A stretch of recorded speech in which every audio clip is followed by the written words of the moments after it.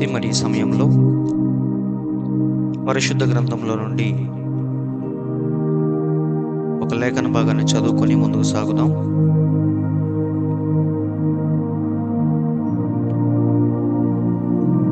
ప్రకటన గ్రంథము 4వ అధ్యాయము మొదటి నుండి కొన్ని మాటలు చదువుకుందాం.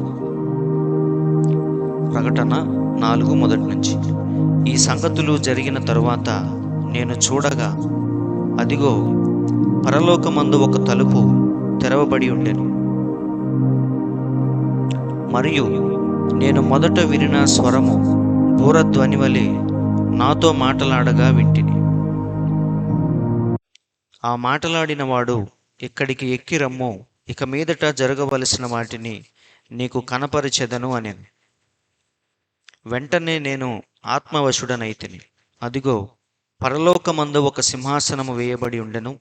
సింహాసనమునందు ఒకడు ఆసీనుడై ఉండెను. ఆసీనుడైన వాడు దృష్టికి సూర్యకాంత పద్మరాగములను పోలినవాడు. మరకతము వలె ప్రకాశించు మేఘధనస్సు సింహాసనమును ఆవరించి ఉండెను.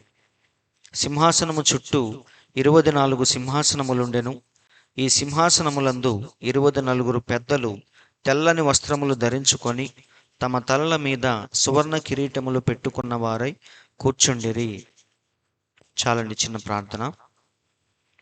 మహాపరిశుద్ధుడా, మహోన్నతుడా, జీవము కలిగిన యేసయ్య, మీ పరిశుద్ధమైన ప్రశస్తమైన నామానికి ఈ ఉదయకాల సమయంలో మీకెంతగానో స్తుతులు, స్తోత్రములు చెల్లిస్తున్నాం ప్రభువా. కాలములను, సమయములను అన్నీ కూడా మీ యొక్క స్వాధీనంలో ఉంచుకొని మా పట్ల మీరు చూపిస్తున్న గొప్ప ప్రేమను బట్టి, కృపను బట్టి మీకు స్తోత్రములు తండ్రి. మీ యొక్క అనంతమైన కృపచేత మమ్మల్ని లోకము నుండి, మత శాఖల నుండి ప్రత్యేకించి అమూల్యమైన వర్తమానాన్ని మాకిచ్చి ప్రభువా, దాని ద్వారా తండ్రి మమ్మల్ని సిద్ధపరుస్తూ దినదినము ప్రభువా మీ స్వారూప్యంలోనికి మమ్మల్ని చెక్కుతున్నందుకు మీకు స్తోత్రములు తండ్రి. ఈ వాక్యాన్ని వింటూ ఉన్నప్పుడు ప్రభువా, మేము ఏమాత్రం కూడా సరిచేయబట్టడానికి తండ్రి పూర్తిగా మమ్మల్ని మేము సిద్ధపరుచుకుంటూ ప్రతి విషయంలోనూ ప్రభువా వాక్యానికి తగినట్టుగా జీవించడానికి ప్రయత్నించే కృపను మాకు దయచేయండి తండ్రి. వినే ప్రతి మాటను ప్రభువా నేరుగా మా హృదయంలో అవి ఫలించాలని మేము కోరుకుంటుండగా మాకు సహాయం చేయమని ప్రార్థిస్తున్నాము తండ్రి. ఎంతమంది అయితే ఆసక్తితో ఆన్లైన్లో వింటున్నారో వారందరినీ మీరు దర్శించండి ప్రభువా. ఈ మాటల ద్వారా వారిని మీరు తండ్రి సంధించి వారి హృదయాలను పూర్తిగా మీ వశపరుచుకోమని ప్రార్థిస్తున్నాము తండ్రి. అలాగే ప్రభువా, ఈ సమయాన్ని మా అందరికీ దీవెనకరముగా మీరే మార్చి కొద్ది నిమిషాలు మాతో సంచరించి మా యొక్క ప్రాణాత్మలను వాక్యం ద్వారా తృప్తిపరచమని, మీ రాకడకు ఎలా సిద్ధపడాలో వాక్యము ద్వారా మా అందరికీ మీరే నేర్పించమని మా ప్రభువైన యేసుక్రీస్తు నామములో ప్రార్థించి అడుగుచున్నాము తండ్రి. ఆమేన్. మంచిది. దేవుని పరిశుద్ధ నామానికి స్తోత్రములు. మరి వినే ప్రతి ఒక్కరికి నా హృదయపూర్వక వందనాలు తెలియజేస్తున్నాను. మరి చదవబడిన వాక్యాన్ని ఉద్దేశించి ఈ కాలపు ప్రవక్త బోధించిన ప్రకటన గ్రంథంలోని మరొక భాగం, 33వ భాగం, అది 4వ అధ్యాయాన్ని ఈరోజు ప్రారంభించుకుందాం. మరి నేను పోయిన వారం చెప్పినట్టుగా యోహాను రాసిన ప్రకటన గ్రంథంలోని మొట్టమొదటి అధ్యాయము మరి యేసుక్రీస్తు గురించి, తన కుడి చేతిలో ఉన్న 7 దూతల గురించి, ఆయన యొక్క 7 మహిమ గురించి మాట్లాడుతుందని ఆల్రెడీ చెప్పాను. తర్వాత రెండవ అధ్యాయము, 3వ అధ్యాయము పూర్తిగా 7 సంఘకాలముల యొక్క వివరణ. అంటే అన్యుల్లో నుంచి దేవుడు ఎలా తన వధువును ఎన్నుకున్నాడో, ఆ వధువును ఎలా దశలుగా ఆయన మార్చుకుంటూ ఒక పరిపక్వత స్థితికి ఎలా తీసుకొస్తున్నాడో, ఈ విషయాలన్నీ కూడా మనం చూసాం. సో ఈ 2-3 అధ్యాయాలు యేసుక్రీస్తు యొక్క వధువు సిద్ధపాటు గురించి మనం చూసాం. మరి ఈరోజు మనం ఎక్కడ జీవిస్తున్నాం, ఎలాంటి పరిస్థితుల్లో మనం జీవిస్తున్నామంటే చివరి సంఘకాలంలో పూర్తిగా మరి రాకడకు ముందు ఈ 7 సంఘకాలాల చివరన మనం ఈ వధువు సిద్ధపాటు కాలంలో మనం జీవిస్తూ ఉన్నాం. కాబట్టి మరి ఈ సమయంలో వధువు ఏం చేస్తుందంటే త్వరగా దేవుని యొక్క వాక్యముతో ఆమె పూర్తిగా తన్ను తాను సిద్ధపరుచుకుంటూ ఉంది. అలాంటి సమయంలో ఈరోజు మనం జీవిస్తూ ఉన్నాం. మరి ఆ వధువు ఎలా సిద్ధపడుతుంది అంటే వాక్యముతో మాత్రమే ఆమె సిద్ధపడుతూ ఉంది. పోయిన వారం నేను చెప్పాను, అహశ్వరోషును మనం మెప్పించాలంటే ఖచ్చితంగా హేగే యొక్క అలంకారముతోనే మనం రాజును మెప్పించగలం. ఎలియాజరుతో వెళితే మాత్రమే మనం ఇస్సాకును కలుసుకోగలం. కాబట్టి మరి వధువు ఎలా సిద్ధపడుతుందో ప్రవక్త కొన్ని మాటల్లో చెప్పాడు. ఒక చిన్న కథ చెప్పాడు ఆయన. ఇక్కడ చూద్దాం. నాకు ఒక చిన్న కథ జ్ఞాపకం వస్తున్నది. దీనిలో మనము ముందుకు వెళ్ళబోయే ముందు నేను దీన్ని మీకు తప్పక చెప్పాలి అనుకుంటున్నాను. ఒక కథ ప్రవక్త చెప్తున్నాడు, చిన్న కథ. ఏంటంటే, ఒక గొప్ప వ్యాపారవేత్త, మరి ఆయనకి చాలా ఊళ్ళలో మరి ఆ యొక్క పశువులకి సంబంధించిన ఆ పశుశాలలు, అలాగే గొప్ప గొప్ప ఫ్యాక్టరీలు అవన్నీ కూడా ఆయనకి కలిగి ఉన్నాయి. గొప్ప వ్యాపారవేత్త. అయితే ఆయన మరి అక్కడ అనేక మంది పనివారిని పెట్టి అవన్నీ జరిగిస్తూ అప్పుడప్పుడు వచ్చి ఆ వ్యాపారానికి సంబంధించిన లావాదేవీలు కానీ మంచి చెడులు కానీ అవన్నీ చూసుకొని వెళ్ళిపోతూ ఉంటాడు ఆ వ్యాపారవేత్త. అయితే ఒకరోజు ఆ వ్యాపారవేత్త యొక్క కుమారుడు మరి అన్ని చదువు కానీ అన్నీ పూర్తి చేసుకొని ఆ వ్యాపారాన్ని మరి పూర్తిగా తను స్వాధీనం చేసుకోవటానికి, అవన్నీ చూడటానికి జస్ట్ విజిట్ లాగా తన కుమారుడు వస్తాడు, రాజకుమారులాగా. ఆ కుమారుడు మరి ఆ వ్యాపారానికి సంబంధించిన ఆ యొక్క ఫ్యాక్టరీలు కానీ పశుశాలలు కానీ అక్కడ పనిచేసే వారిని కానీ వాళ్ళందరినీ సందర్శించడానికి ఒకసారి తన కుమారుడు వస్తాడు. అయితే ఆ కుమారుడు వస్తున్నాడు, ఆయన గొప్ప ధనికుడు, ధనము కలిగిన వాడు. మరి ఆయన వస్తున్నాడు ఊళ్ళోకి అని తెలిసినప్పుడు అక్కడున్న అనేక మంది మరి పడుచు స్త్రీలు, అందమైన స్త్రీలు, వాళ్ళందరూ కూడా మరి ఆ యొక్క యవ్వనస్తుని ఎలాగైనా సరే బుట్టలో వేసి మరి ఆయన్ని ఎలాగైనా పెళ్లి చేసుకోవాలని చాలామంది యవ్వన స్త్రీలు మరి ఆ విషయం తెలుసుకొని ఆయన ఆకర్షించడానికి సిద్ధపడుతూ ఉంటారు. పలానా రోజు ఆయన వస్తున్నాడంట, ఆయన తప్పకుండా మనం ఇంప్రెస్ చేయాలి, మన యొక్క అందచందాలతో బిహేవియర్తో ఆయన ఆకట్టుకోవాలి అని చాలామంది స్త్రీలు అక్కడున్న వాళ్ళు మరి వాళ్ళకు నచ్చిన విధానంలో మరి చక్కగా ప్రిపేర్ అవుతూ సిద్ధపడుతూ ఆయన రాక కోసం ఎదురు చూస్తూ ఉన్నారు. మరి అందులో మరి నలుగురు అక్క చెల్లెళ్ళు, ఈ నలుగురు కూడా అందమైన స్త్రీలు. మరి వాళ్ళు ప్రత్యేకముగా ఆ యొక్క యవ్వనస్తుడిని ఆకర్షించడానికి మరి వాళ్ళే ఆ యొక్క రైల్వే స్టేషన్కి వెళ్ళి ఆయన్ని సగౌరవంగా ఆహ్వానించి ఆయన్ని చక్కగా మర్యాదపూర్వకంగా ఆ ఊళ్ళోకి తీసుకొని వస్తూ ఉంటారు.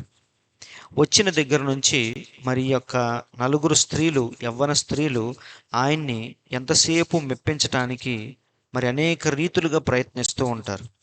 అందచందాలతో, వారి యొక్క ఆటపాటలతో, వారి యొక్క బిహేవియర్తో ఆయన ఎలాగైనా సరే ఆకట్టుకోవాలని, ఆయన దృష్టిని మళ్లించాలని ఈ నలుగురు కూడా విపరీతంగా ప్రయత్నాలు చేస్తూ ఉంటారు.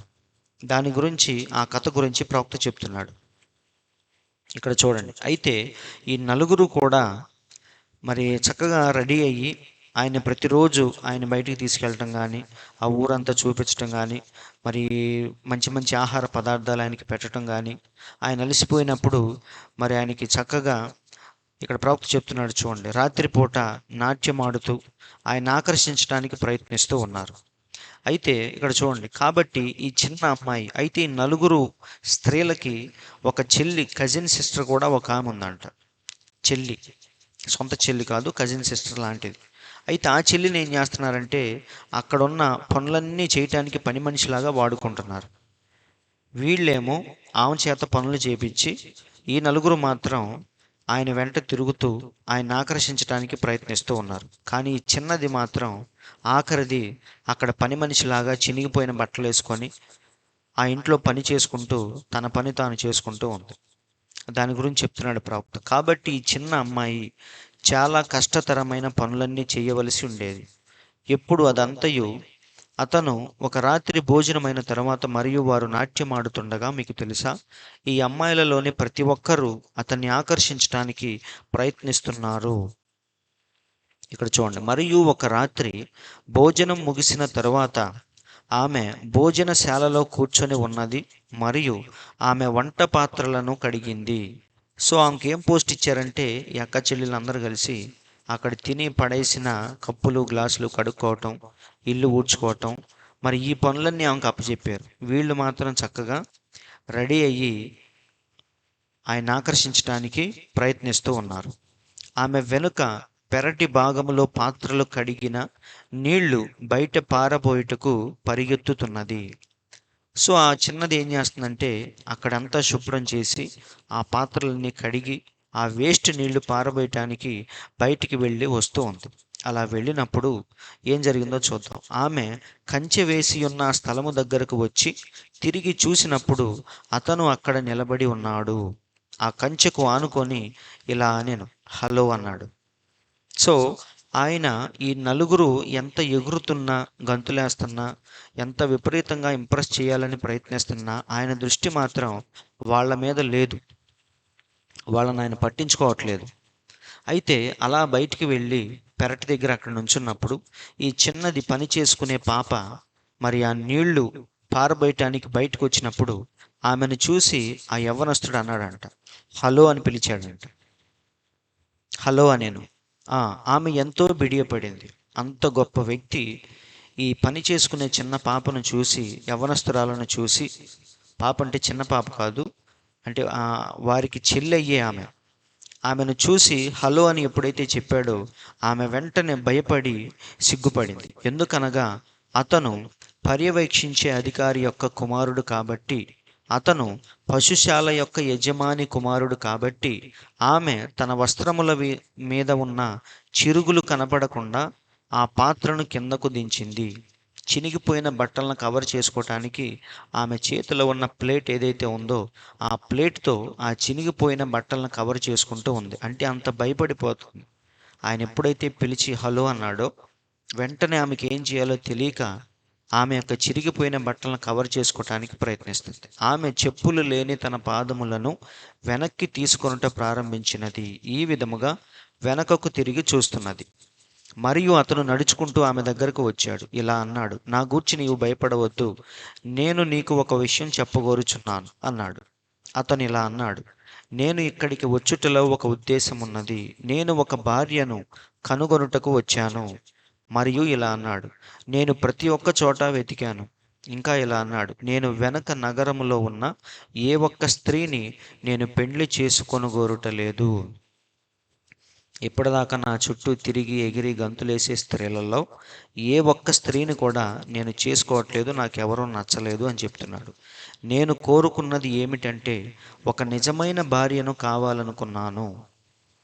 మరియు ఇలా అన్నాడు, వారందరినీ చూసిన తర్వాత నీవు ఎక్కడే ఉన్నావని గమనించాను. సో వాళ్ళందరిని అలా గమనిస్తూ ఉన్నప్పుడు నిన్ను నేను చూశాను. ఎవరిని పట్టించుకోకుండా నీ పనిలోనే ఉన్నావని గమనించాను. మరియు కొంతమంది ద్వారా నీవు వీరికి వరుసకు చెల్లెలవుతావని తెలుసుకున్నాను అంటున్నాడు. ఆమె ఏ విధముగా అనుభూతి చెందినదో నేను ఊహించుచున్నాను. ప్రవక్త అంటున్నాడు, ఇలాంటి సమయంలో పాపం ఆ యవ్వనస్తురాలు ఎలా అనుభూతి చెందిందో అది నేను ఫీల్ అవ్వగలను అంటున్నాడు. మీరు ఊహించుటలేదా? ఒకప్పుడు ఒక పాపిగా నేను ఉన్నప్పుడు, ఒక తాగుబోతు కుమారునిగా నాకు ఏ మంచియూ లేదు. యేసుక్రీస్తు ఇలా అన్నాడు, నిన్ను నా కొరకు ఏర్పరచుకున్నాను. నాలాంటి ఒక వ్యక్తి యొద్దకు ఆయన ఎన్నడైనను ఎలాగూ రాగలడు? ప్రవక్త అంటున్నాడు, ఆ స్థితిలో ఆ చినిగిపోయిన బట్టలేసుకున్న స్త్రీ స్థానంలో నేనే ఉన్నాను. ఎన్నిక లేనివాణ్ణి, ఎందుకు పనికిరాని వాణ్ణి. కానీ నాలాంటి వాడితో యేసుక్రీస్తు ఇలా అన్నాడు, ఏమని? నిన్ను నా కొరకు ఏర్పరచుకున్నాను. అసలు నాలాంటి వ్యక్తిని ఆయన ఎలా ఏర్పరచుకుంటాడు? నేను నీకు పరలోకములో ఒక గృహమును ఇస్తాను అని ఆయన ఎన్నడైనను నాతో ఎలాగూ అనగలడు? నేను నిన్ను రక్షిస్తాను అని ఆయన ఎన్నడైనను నాతో ఎలాగూ అనగలడు? నా అంత ఒక నీచునితో ఆయన ఎన్నడైనా అనగలడా? సో ప్రవక్త అంటున్నాడు, మనలాంటి పాపులు, నీచులు, తాగుబోతులు ఇలాంటి వారితో దేవుడు చెప్తున్న మాట ఏంటంటే, నేను నిన్ను ఎన్నుకున్నాను. జగత్తు పునాది వేయబడక మునిపే మనల్ని ఆయన తన ఆలోచనలో చూసుకున్నాడు. కాబట్టి మనల్ని రక్షించటానికి ఆయనే స్వయముగా భూమి మీదకి వచ్చి ఆయన మన జీవితాల్లో జోక్యము చేసుకొని మనల్ని ఆయన కొనుక్కున్నాడు. సో ఇదంతా మరి ఎలా ఉందో ఒక్కసారి మన ప్రవక్త అనుభూతి చెందుతున్నాడు. ఆమె ఇలా అన్నది, అయ్యా నేను అర్హురాలిని కాదు, నేను నీ వంటి వ్యక్తికి తగిన భార్యను కాలేను. ఇలా అన్నది, ఎందుకనగా మీరు గొప్ప కార్యాలు చేసేవారు మరియు నాకు వాటి గురించి ఏమీ తెలియదు. నేను పేదదాన్ని. ఆమె అంటుంది, అయ్యా నేను నీకు సరిపోయిన వ్యక్తిని కాదు అని ఆమె అంటుంది. అప్పుడు ఆయన ఇలా అన్నాడు, నీవు నీ వస్త్రాలను చూడవద్దు, నేను నీ వస్త్రాలను చూడను. నువ్వు ఏమై ఉన్నావో దాన్నే నేను చూస్తాను. ఇలా అన్నాడు, నీవు నన్ను పెళ్లి చేసుకుంటావా? మరియు చివరికి అలా మాటలు వాళ్ళిద్దరి మధ్య జరిగి వారి మధ్య ఒక ఒప్పందము చేయబడినది. ఆమెను చూసి ఆయన ఇష్టపడ్డాడు, తన మనసులో మాట చెప్పాడు. అలా వారిద్దరి మధ్య ఒక ఒప్పందం అనేది కుదిరింది. అప్పుడు ఆయన ఇలా అంటున్నాడు, ఈ దినము నుండి 1 సంవత్సరమునకు నేను తిరిగి వస్తాను. నీవు సిద్ధముగా ఉండుము, పెండ్లి వస్త్రాలను ధరించి ఉండుము. ఆయన మాటిచ్చాడు, నేను నిన్ను పెళ్లి చేసుకుంటాను. 1 సంవత్సరం తర్వాత నా బాధ్యతలన్నీ ముగించుకొని నేను తిరిగి మళ్ళీ వస్తాను. ఆ సమయానికి నువ్వు నా కోసం ఎదురు చూస్తూ ఉండు. పెండ్లి వస్త్రాలను కొనుక్కొని వాటితో సిద్ధపడి నా కోసం వేచి ఉండు అని చెప్పాడు. నేను తిరిగి వచ్చి ఇక్కడే ఈ ప్రదేశంలోనే నిన్ను పెళ్లి చేసుకుంటాను అని ఆయన మాట ఇచ్చి వెళ్ళిపోయాడు. ఇక వెళ్ళిపోయిన తర్వాత ఆ స్త్రీ ఏం చేస్తుందంటే ఆ మాటలన్నీ మనసులో పెట్టుకొని అప్పటి నుండి ఇంకా ఎక్కువ కష్టపడి డబ్బులు సంపాదించి ఎలాగైనా సరే పెండ్లి సమయానికి ఒక మంచి చీర లేదా మంచి బట్టలు కొనుక్కొని ఆయన చెప్పినట్టుగా పెండ్లి వస్త్రాలతో సిద్ధపడి ఆయన కోసం ఎదురు చూడాలని ఆ రోజు నుంచి ఈ లోకం మీద దృష్టి పెట్టకుండా, చుట్టూ ఉన్న వాటిని వేటిని కూడా పట్టించుకోకుండా తన ప్రియుని మీద దృష్టి ఉంచి ఆమె ఆ రోజు నుంచి ఆయన కోసమే జీవిస్తూ ఎక్కువ కష్టపడుతూ ఉంది. చూడండి, సంవత్సరం అంతా ఆమె పనిచేసి బానిసగా శ్రమపడి మరి కొంత డబ్బును ఆమె పొదుపు చేసుకున్నది. ఆమెకు వారు ఎంతైతే రోజు వేతనముగా ఇస్తారో మరి ఆ ధనముతో పెండ్లి వస్త్రాలను ఆమె కొనుక్కొని, చూడండి, సిద్ధపడుటయే ఆమె యొక్క సమస్త ఆలోచనలై ఉన్నవి. సో ఆమెకున్న ఒకే ఒక్క టార్గెట్ ఏంటంటే ఇప్పుడు ఆయన కోసం సిద్ధపడాలి, ఆ బట్టలు ధరించుకొని ఆయన కోసం సిద్ధపడాలి. ఆమె తన యొక్క పెండ్లి వస్త్రాలను కొనుక్కున్నది. అది చూసి ఆమె తోబుట్టువులు నవ్వుకొని ఎగతాళి చేశారు. ఇప్పుడు పక్కనున్న వాళ్ళు ఎంతసేపు కూడా మన మీద మరి బురద జల్లటానికే ప్రయత్నిస్తూ ఉంటారు. కాబట్టి ఆమెను చూసి తన సహోదరులు అంటున్నారంట, ఏమనంటే, నీలాంటి మరి ఎందుకు పనికిరాని దాన్ని ఆయన ఎలా పెళ్లి చేసుకుంటాడు? ఆ మాటలు నువ్వు ఎలా నమ్మావు? ఇక్కడ ఇంత అందచందాలు ఆరబోస్తున్న మమ్మల్ని ఆయన పట్టించుకోలేదు, దేనికి పనికిరాని నిన్ను ఎలా పెళ్లి చేసుకుంటాడు? ఆ మాటలను ఎలా నమ్మావు?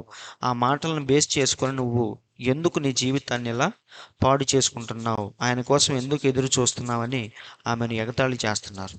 కానీ అవేమీ పట్టించుకోకుండా ఆమె వాగ్దానము చేసినవాడు నమ్మదగినవాడు అన్నట్టుగా ఆమె ఎదురు చూస్తూ ఉంది. చివరికి ఆ దినం రానే వచ్చింది.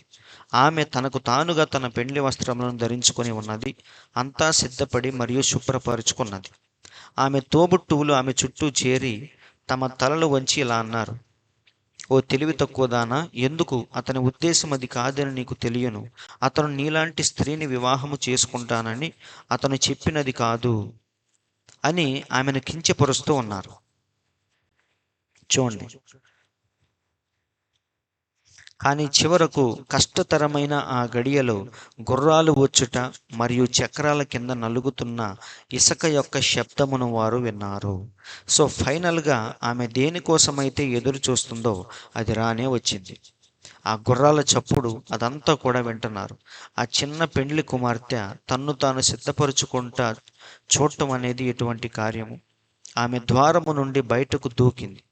ఎప్పుడైతే నిజంగానే ఆ పెండ్లి కుమారుడు ఆమె కోసం వచ్చాడో ఆయన చూడగానే ఒక్కసారిగా గంతేసి మరియు గులాబీ రంగు లతలు కలిగిన వాటి గుండా బయటకు వెళ్ళినది.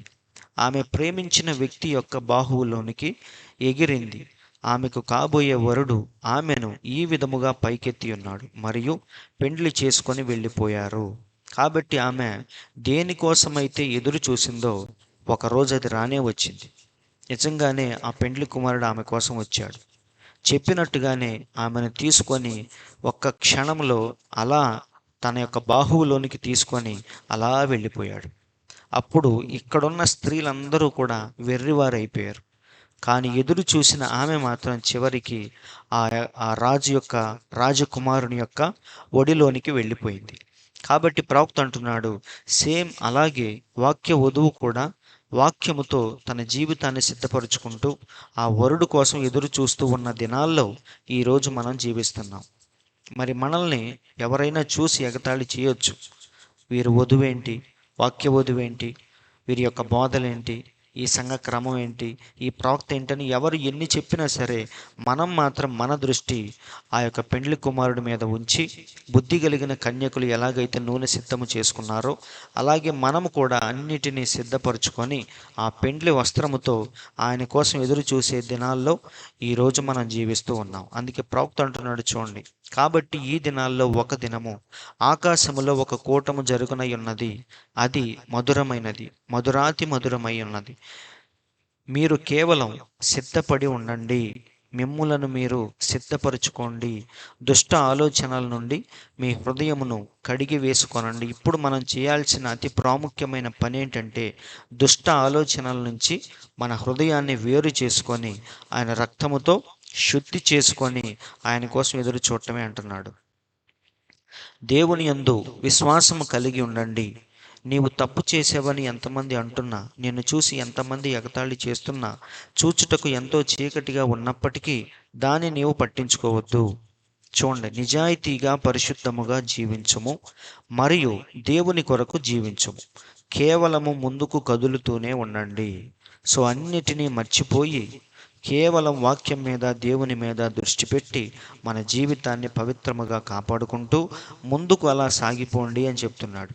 కాబట్టి ఈ కథ మనకు సంబంధించిన కథ, ఈనాటి వధువుకు సంబంధించిన కథ అది. కాబట్టి ఆమె ఎలాగైతే ఆయన కోసం ఎదురు చూసిందో ఈరోజు మనము కూడా మన ప్రియుడైన యేసుక్రీస్తు కొరకు ఎదురు చూసే దినాల్లో, సిద్ధపడే దినాల్లో ఈరోజు మనం జీవిస్తూ ఉన్నాం. కాబట్టి ఎప్పుడైతే వధువు అలా వాక్యము ద్వారా సిద్ధపడి ఉంటుందో, ఒకరోజు ఎవరికీ తెలియని సమయంలో దొంగ వచ్చినట్టుగా మన దేవుడు వస్తాడు. వచ్చినప్పుడు కనురెప్పపాటులో మనం మార్పు చెంది వెంటనే ఆయన దగ్గరికి మనం అలా వెళ్ళిపోతాం. వధువు అలా పైకి వెళ్ళిపోతుంది, కనురెప్పపాటులో మాయమైపోతుంది. ఎలాగైతే మరి ప్రియుడు రహస్యముగా వచ్చి తన ప్రేయస్ని తీసుకొని వెళ్ళిపోతాడు, అలాగే తన వధువును దేవుడు తీసుకొని వెళ్ళిపోబోతున్నాడు. ఎప్పుడైతే వధువు అలా ఎత్తబడి పైకి వెళ్ళిపోతుందో ఇక అన్యుల కాలములనేవి పూర్తిగా ముగించబడి ఇక దేవుడు మళ్ళీ యూదులతో వ్యవహరించడం ప్రారంభిస్తాడు. మనందరికీ తెలుసు ఈ క్రమం. ఈ అన్యుల కాలాలు ఎప్పుడైతే వధువు కోసమే దేవుడు ఇంకా ఇంకా దీర్ఘశాంతుడుగా ఉన్నాడు. ఆయన ఇంకా ఈ లోకాన్ని నాశనం చేయకుండా ఉన్నాడు. ఎప్పుడైతే తన వధువును పైకి తీసుకుని వెళ్ళిపోతాడో ఇక వెంటనే ఆయన దృష్టి అన్యుల కాలముల నుంచి మళ్ళీ యూదుల వైపుకు ఆయన తిరగబోతున్నాడు. అవునా? కాబట్టి సహోదరులారా, ఇప్పుడు మనం ఇక్కడ జీవిస్తూ ఉన్నాం. వధువు సిద్ధపడే కాలములో మనం జీవిస్తూ ఉన్నాం. ఆమె వెళ్ళిపోయిన తర్వాత సువార్త అనేది ఇక్కడ మూయబడి మళ్ళీ యూదుల వైపు దేవుడు తిరగబోతున్నాడు. సో వధువు మరి 4వ అధ్యాయంలో ప్రకటన 4 నుంచి ఆమె మనకి భూమి మీద కనిపించదు. ఆమె 4వ అధ్యాయంలో పరలోకానికి ఆరోహణమై వెళ్ళిపోతుంది. మళ్ళీ అప్పుడు వెళ్ళిపోయిన వధువు మళ్ళీ మనకి ఎప్పుడు కనిపించిందంటే మళ్ళీ ప్రకటన గ్రంథం 19:7లో మాత్రమే మనకు కనిపించింది. 4వ అధ్యాయంలో పైకి వెళ్ళిపోయిన వధువు మరి 5 నుంచి ఆమె విశ్రాంతిలో, 5వ అధ్యాయం నుండి ఆమె విశ్రాంతిలో ఉంటుంది. 19 వరకు మనకి మళ్ళీ కనిపించదు. మళ్ళీ 19:7లో తన భార్య మళ్ళీ మనకు కనిపించింది, వధువు. అయితే ఈ మధ్యలో మరి దేవుడు ఏం చేయబోతున్నాడంటే యూదులతో వ్యవహరించబోతున్నాడు. యూదులతో ఆయన యొక్క వ్యవహారాలన్నీ కూడా యూదులతో మళ్ళీ స్టార్ట్ అవబోతున్నాయి. అయితే వధువు ఆ సమయంలో విశ్రాంతిలో ఉంటుంది. మళ్ళీ 19వ అధ్యాయంలో మనకి కనిపించింది. ఇది దేవుని యొక్క క్రమం. సో ఇక్కడ 4వ అధ్యాయంలో ఇప్పుడు మనం చూడబోయే విషయం ఏంటంటే సిద్ధపడిన యేసుక్రీస్తు యొక్క వధువు 4వ అధ్యాయంలో పరలోకానికి ఎత్తబడటం మనం చూస్తాం. సో భూమి మీద కార్యక్రమాలన్నీ ముగించుకొని ఇప్పుడు పరలోకానికి ఆరోహణమై అక్కడ ఏం చూసింది, ఎలా ఉంది, ఈ విషయాలన్నీ కూడా 4వ అధ్యాయంలో మనం మాట్లాడుకుంటాం. మరి చూద్దాం. ప్రకటన 4:1. ఈ సంగతులు జరిగిన తర్వాత, ఏ సంగతులు అంటే అన్యుల సంఘ కాలముల్లో ఏ ఏ విషయాలు, ఏ ఏ సంగతులైతే చూసామో ఇవన్నీ అయిపోయిన తర్వాత నేను చూడగా అదిగో పరలోకమందు ఒక తలుపు తెరవబడి ఉండెను. సో మొత్తం సీన్ మారిపోతుంది, చాప్టర్ మారిపోతుంది, సన్నివేశం అంతా మారిపోతుంది. ఇప్పటిదాకా మనం అన్యుల కాలాల్లో ఈ చరిత్రకు సంబంధించిన విషయాలన్నీ కూడా మనం చూసుకుంటూ వచ్చాం. అయితే సిద్ధపరచబడిన వధువును దేవుడు ఎప్పుడైతే రహస్యముగా తీసుకుని వెళ్ళిపోతాడో, ఇక ఆ యొక్క ఎత్తబడే వధువు, ఇక్కడ మనం చూస్తున్న యోహాను వధువుకు సాదృశ్యముగా ఉన్నాడు. సో 4వ అధ్యాయం వచ్చేసరికి యోహాను యొక్క దృష్టి భూమి మీద లేదు ఇంకా. ఎందుకంటే ఇక పరలోకానికి సంబంధించిన విషయాల మీద దృష్టి పెట్టాడు ఆయన. భూమి మీద జరిగే విషయాలన్నీ ముగించబడి ఇప్పుడు ఆయన పైకి చూడటం ప్రారంభించాడు యోహాను. అదిగో పరలోకమందు పైకి చూడంగానే ఒక తలుపు కనిపించింది ఆయనకి. ఒక తలుపు తెరవబడి ఉండెను. సో ఇప్పుడు యోహాను దృష్టి భూమి మీద నుంచి పైకి వెళ్ళిపోయింది. ఇక పైన ఏం జరగబోతున్నాయి ఆ విషయాలు చూడటానికి సిద్ధపడ్డాడు ఆయన. అప్పుడు వెంటనే ఆయనకి ఏం కనిపించిందంటే పరలోకము తెరవబడి ఒక తలుపు ఆయనకి కనిపించింది. తలుపు అనగా మనందరికీ తెలుసు, ద్వారం, వెళ్ళటానికి అదొక్కటే మార్గం అని అర్థం. అవునా? ద్వారం అంటే ఎంట్రన్స్, అదే అని. అయితే ద్వారము అనగా ఏంటి? బైబిల్లో చాలా క్లియర్గా ఉంది. ద్వారము ఎవరో కాదు, ఆయనే మన ప్రభువైన యేసుక్రీస్తే ద్వారము అన్నిటికీ. అందుకే యోహాను సువార్త 10:8 అంటున్నాడు, గొర్రెలు పోవు ద్వారమును నేనే, ఐ ఆమ్ ద డోర్ అంటున్నాడు. అవునా?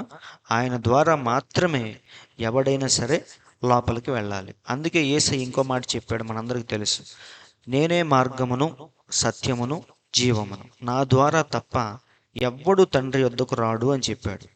కాబట్టి ఆ మాటలన్నీ ఇక్కడ చక్కగా మనకు కనపడుతున్నాయి. సో మనం పరలోకానికి వెళ్ళాలన్నా, ఆ నిత్యత్వంలో అడుగు పెట్టాలన్నా ఒకే ఒక్క ద్వారం ఉంది. ఆ ద్వారమే ప్రభు అయిన యేసుక్రీస్తు. ఆయన ద్వారా తప్ప ఎవ్వడు కూడా తండ్రి యొద్దకు రాడు అని చెప్పాడు.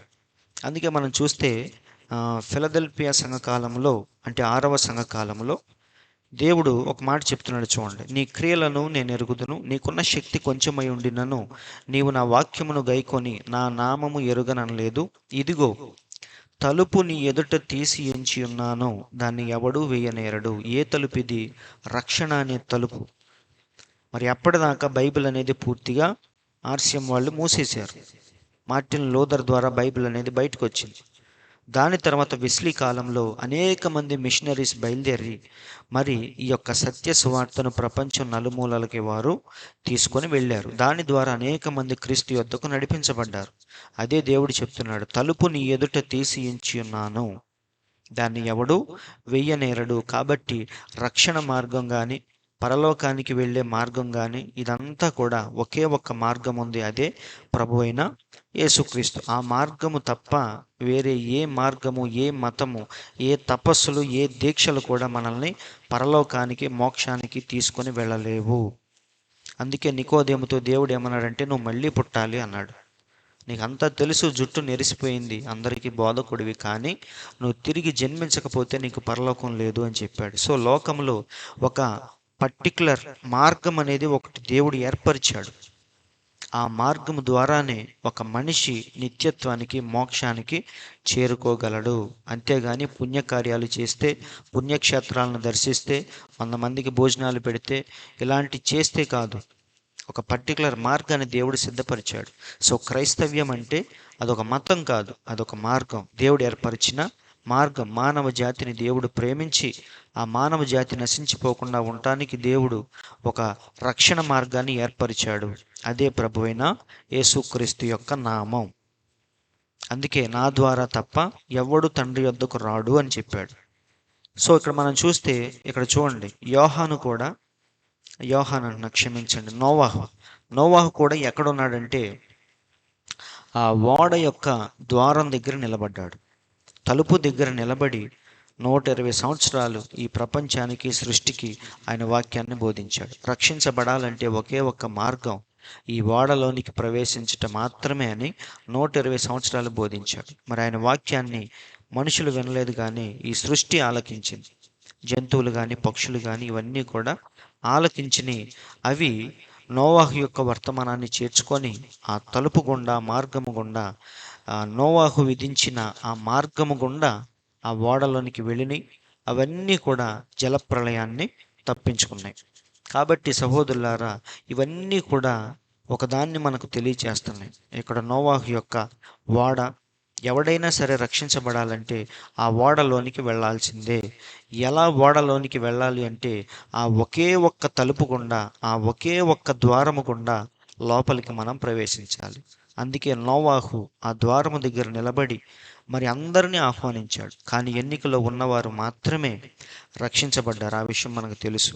కాబట్టి సహోదరులారా, మరి మోక్షానికి వెళ్ళే మార్గం ఒకే ఒక్కటి, ఆయనే ప్రభువైన యేసుక్రీస్తు. ఈరోజు కూడా అందుకే మన ప్రవక్త ఇప్పుడు జీవిస్తున్న సంఘానికి హెచ్చరిస్తున్నాడు. ఏమనంటే ఇక్కడ చూద్దాం, పౌలు కొరింథీయులకు రాసిన పత్రికలో చెప్తున్నాడు, ఎలాగనగా యూదులమైనను గ్రీసు దేశస్థులమైనను దాసులమైనను స్వతంత్రులమైనను మనమందరము ఒక్క శరీరములోనికి ఒక్క ఆత్మయందే బాప్తిస్మము పొందితిమి.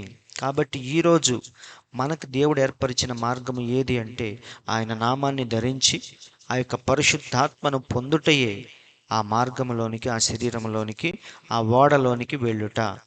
అదే అంటున్నాడు, మనమందరము ఒక్క శరీరములోనికి ఒక్క ఆత్మయందే బాప్తీసం పొందితిమి, మనమందరము ఒక్క ఆత్మను పానము చేసిన వారమైతిమి. కాబట్టి ఆ పరిశుద్ధాత్మ బాప్తిస్మమే అసలు సిసలైన మోక్షానికి మార్గము, తలుపు.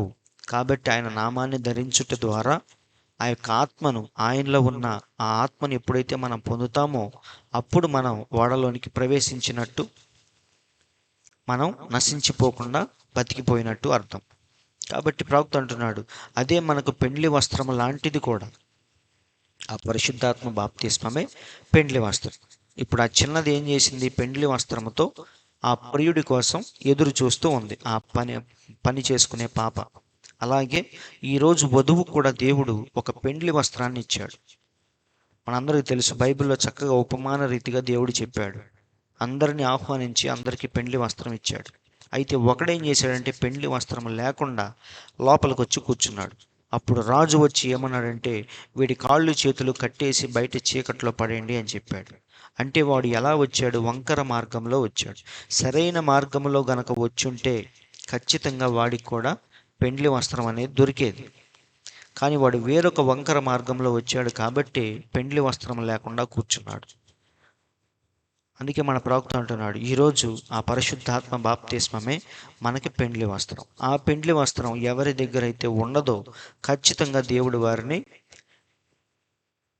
వెలుపల పడవేస్తాడు. ఎవరికైతే పెండ్లి వస్త్రం ఉందో వారిని మాత్రమే దేవుడు అంగీకరిస్తాడు. అదే ప్రవక్త చెప్తున్నాడు. ఒకసారి చూద్దాం. ఇప్పుడు స్వయముగా యేసే దీన్ని చెప్పాను, మరియు దాసుడిని పిలిచి ఇలా అన్నాడు, ఇతని కాళ్ళు మరియు చేతులు బంధించుము. ఎక్కడైతే ఏడ్పులు, కేకలు మరియు పండ్లు కొరుకుట జరుగునో ఆ వెలుపల చీకటిలోనికి అతను త్రోసివేయబడెను. అవి క్రీస్తు యొక్క సొంత మాటలు. చూడండి, అతను త్రోసివేయబడెను. ఎందుకనగా అతను పెండ్లి వస్త్రములు లేకుండా ద్వారము కాక మరొక మార్గములో నుండి అతను లోపలికి వచ్చాడని అది నిరూపించబడింది. అతను ద్వారము ద్వారా వచ్చినట్లయితే అతను ఒక పెండ్లి వస్త్రాలను పొందుకొని ఉండేవాడు. కాబట్టి వాడు వంకర మార్గంలో వచ్చినవాడు. దీన్ని సంఘానికి అన్వయిస్తున్నాడు. చూడండి, ఒకవేళ పరిశుద్ధాత్మ యొక్క బాప్తిస్మమే పెండ్లి వస్త్రము అయినట్లయితే మనము మరొక మార్గంలో అక్కడికి వెళ్ళి ఎలా ప్రాతినిధ్యం చేయగలము? మొదటి సంఘకాలము క్రీస్తు యేసు అనే ద్వారము గుండా వచ్చినట్లయితే యేసుక్రీస్తు నామములో బాప్తిస్మము పొందము, పరిశుద్ధ బాప్తిస్మమును పొందుకొనుము, పెండ్లి వస్త్రములను ధరించుకొనుము. మరొక మార్గములో మనము ఎలా వెళ్ళగలము? ఇది చూడండి, నీవు మెథడిస్టుల ద్వారా, బాప్టిస్టుల ద్వారా, లేక పెంతుకొస్తుల ద్వారా, లేక మరే సంఘ శాఖ ద్వారా అయినా కానీ నీవు వచ్చినట్లయితే నీవు కట్టివేయబడి వెలుపల చీకటిలోనికి త్రోసివేయబడతావు. కానీ నీవు యేసుక్రీస్తు ద్వారా మాత్రమే రావలయును. ఎందుకంటే ఆయనే మార్గము, ద్వారము, సత్యము, జీవము. కాబట్టి ఈ తలుపు మనకు దేన్ని చూపిస్తుందంటే ఒకే ఒక్క మార్గం ఉంది. ఆ మార్గం ఏదో మనం వెతికి పట్టుకోవాలి. అందుకే బైబిల్లో ఉంది, మార్గములలో నిలిచి చూడుడి, పురాతన మార్గములను గూర్చి విచారించుడి, మేలు కలుగు మార్గం ఏది అని అడిగి అందులో నడుచుకోండి అంటున్నాడు. సో ఇన్ని వేల మార్గాల్లో ఏదో ఒక్క మార్గమే మోక్షానికి మనల్ని చేర్చిద్ది. ఆ మార్గము ఏదో మనం కనుక్కొని అందులో మనం ప్రయాణించాలి. అదే చెప్తున్నాడు. తర్వాత చూద్దాం. ఈ సంగతులు జరిగిన తర్వాత నేను చూడగా, అదిగో పరలోకమందు ఒక తలుపు తెరవబడి ఉండెను. ఆ తలుపు ఏంటో మనం చూసాం. మరియు నేను మొదట వినిన స్వరము బూరధ్వని వలె నాతో మాట్లాడగా వింటిని. ప్రకటన గ్రంథం ఓపెన్ చేయగానే మరి యోహాను ఒక స్వరాన్ని విన్నాడు. ఏంటా స్వరం అని మొదటి అధ్యాయంలో వెనక్కి తిరిగి చూశాడు. వెనక్కి తిరిగి చూసినప్పుడు ఆయనకి ఎవరు కనిపించారంటే, మనుష్య కుమారుని పోలిన ఒక స్వరూపం 7 దీప స్తంభముల మధ్య సంచరిస్తూ ఉండగా యోహాను చూశాడు. అవునా? ఇక్కడ చూడండి. అతనితో మాట్లాడిన ఆ స్వరము అతని వెనుక ఉన్నది. ఎప్పుడు? ప్రకటన మొదటి అధ్యాయంలో 7 సువర్ణ దీప స్తంభముల మధ్యలో ఆ కార్యము ముగించబడింది. మరియు ఇప్పుడు అదే స్వరము పరలోక రాజ్యములో మాట్లాడుచున్నది. అదేమిటి? ఆయన తన ప్రజలకు విమోచన కల్పించాడు. చూడండి, మొదటి అధ్యాయములో ఆ స్వరాన్ని వెనక విన్నాడు. ఏంటని వెనక్కి తిరిగి చూసినప్పుడు 7 దీప స్తంభముల మధ్య సంచరించే మనుష్య కుమారుణ్ణి చూశాడు. అంటే భూమి మీద దేవుడు సంఘాల మధ్య ఏమేం చేయబోతున్నాడో ఆయనకి చూపించాడు. కానీ ఇప్పుడు 4వ అధ్యాయంలో ఆ స్వరం ఎక్కడి నుంచి వినపడుతుందంటే పైనుంచి వినపడుతుంది. పరలోక రాజ్యములో మాట్లాడుచున్నది. అదేమిటి? ఆయన తన ప్రజలకు విమోచన కల్పించాడు. కాబట్టి సహోదరులారా, ఈ స్వరం ఇప్పుడు పైనుంచి వినపడుతుంది. కాబట్టి పైనుంచి అంటే పరలోకము నుండి వినపడుతుంది. అంటే ఇప్పుడు యోహాను ఎక్కడికి వెళ్ళబోతున్నాడు? పైకి వెళ్ళబోతున్నాడు, ఆరోహణమై.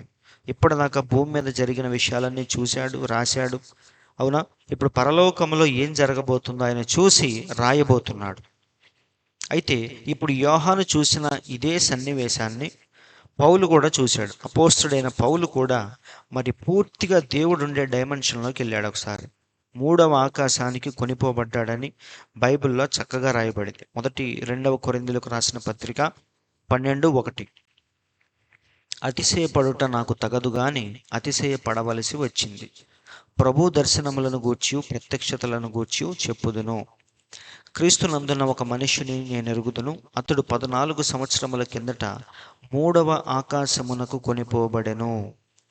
అతడు శరీరముతో కొనిపోబడెనో నేనెరుగను, శరీరము లేక కొనిపోబడెనో నేనెరుగను, అది దేవునికే తెలియను. అట్టి మనిషిని నేనెరుగుదును. అతడు పరదైసులోనికి కొనిపోబడి వచింప సఖ్యము కాని మాటలు వినెను. ఆ మాటలు మనుష్యుడు పలుకకూడదు. అతడు శరీరముతో కొనిపోబడెనో శరీరము లేక కొనిపోబడెనో నేనెరుగను, అది దేవునికే తెలియను. కాబట్టి ఇక్కడ పౌలు చెప్తున్నాడు, అంత గొప్ప దర్శనాన్ని మరి ఆ యొక్క దృశ్యాన్ని ఎప్పుడైతే చూశాడో ఆయనకి నోటమ్మట మాట కూడా రావట్లేదు, ఎలా వర్ణించాలో కూడా తెలియట్లేదు. అందుకే అంటున్నాడు, అతిశయపడటం అనేది నాకు నచ్చదు, కానీ ఈ విషయంలో మాత్రం అతిశయపడాలి. ఎందుకంటే నేను 3వ ఆకాశానికి కొనిపోబడ్డాను. అక్కడ చూడలేని దృశ్యాలను, అద్భుతమైన విషయాలను చూశాను. వాటిని ఎలా వర్ణించాలో మాటలు కూడా నాకు రావట్లేదు. వర్ణింప సఖ్యము కాని విషయాలు నేను చూశాను అంటున్నాడు. ఇక్కడ ప్రవక్త ఏమంటున్నాడు చూడండి, ఎంత భేదం ఉన్నది చూడండి. పౌలు చూసిన దానికి యోహాను చూసిన దానికి ఎంత తేడా ఉంది అంటున్నాడు. ఒకే దృశ్యాన్ని చూశారు, కానీ యోహాను కొనిపోబడినప్పుడు యేసుని చూశాడు. ఆయన ఇలా అన్నాడు, నీవు చూస్తున్న సంగతులను గ్రంథములో వ్రాయుము. యోహానుతో దేవుడు ఏమంటున్నాడంటే, నువ్వు చూసే ప్రతిదీ కూడా పుస్తకంలో రాయి అంటున్నాడు. కానీ పౌలు వాటిని చూసినప్పుడు మాత్రం మాట్లాడటానికి నిషేధించబడ్డాడు. ఆయనకి ఏం మాట్లాడాలో తెలియలేదు, వాటిని రాయలేదు, వాటిని కనీసం చెప్పలేదు కూడా ఏం చూశాడు. కానీ యోహానుకు మాత్రం దేవుడు అంటున్నాడు, నువ్వు చూసే ప్రతిదీ పుస్తకంలో వ్రాయి, సంఘాలకు పంపించు అంటున్నాడు. కానీ పౌలు మాత్రం మాట్లాడుటకు నిషేధించబడ్డాడు అని పౌలు అంటున్నాడు చూడండి. కాబట్టి సహోదరులారా, ఇక్కడ పౌలు నిషేధించబడ్డాడు, కానీ యోహాను మాత్రం ప్రతిదీ రాయటానికి అనుమతించబడ్డాడు. ఎందుకంటే అక్కడే మనకు తెలుస్తుంది, మొదటి సంఘకాలంలో ఉన్న ఆ యొక్క వధువు ఏదైతే ఉందో మరి ఈ విషయాలన్నీ వారికి తెలియపరచబడలేదు. కానీ అంత్యకాలంలో ఉన్న వధువు మనము అవన్నీ కూడా తెలుసుకోవటానికి అనుమతించబడ్డాం. అందుకే దేవుడు యోహానుకు మాత్రమే వాటిని బయలుపరుస్తున్నాడు. పౌలుకు చూపించాడు కానీ పౌలును మాట్లాడవద్దు అన్నాడు, మాట్లాడటానికి నిషేధించాడు. మరియు యోహాను అయితే గ్రంథములో కూడా వ్రాసి ఉంచుటకు అడగబడినాడు, కావున అతని ద్వారా అది కాలములన్నిటిలో నుండి వెళ్ళుటకు వ్రాయమని అడుగబడినాడు. చూడండి, ఈ చివరి దినములలో అది బయలుపరచబడుతుంది.